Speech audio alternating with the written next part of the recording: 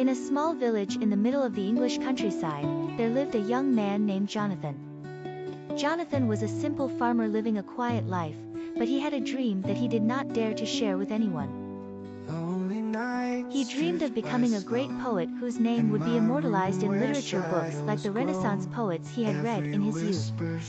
One night, while working in his field under the moonlight, he noticed something strange among the flowers he was planting.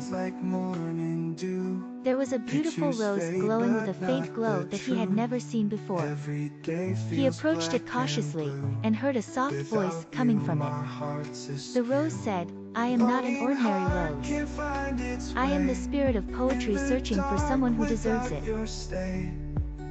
Jonathan was surprised and said, "The spirit of poetry? How can I deserve something as great as you? I am just a simple farmer." The rose replied, "Poetry does not need titles or fame, but rather a heart that understands the hidden beauty of the world, and expresses it in honest words. But there is one condition: if you want to become a poet, you must abandon your simple life, and enter a world of mystery and night, where you will learn to see things as you have never seen them before." Jonathan hesitated. He loved his simple life, but the longing he felt to become a poet was greater than his fear. He replied, "I will accept the challenge. Show me the way." Then, the rose turned into a ray of light that led him to a dark forest on the edge of the village.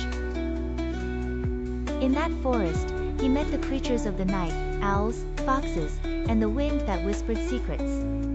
Every night, Jonathan would sit under an old tree and listen to the stories of these creatures.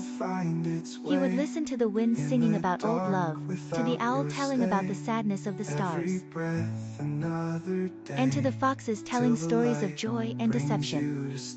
Over time, Jonathan began to see the world with new eyes. The dawn was not just the beginning of a new day, it was a song of hope. The rain was not just drops of water, it was a sad poem about the separation of heaven and earth.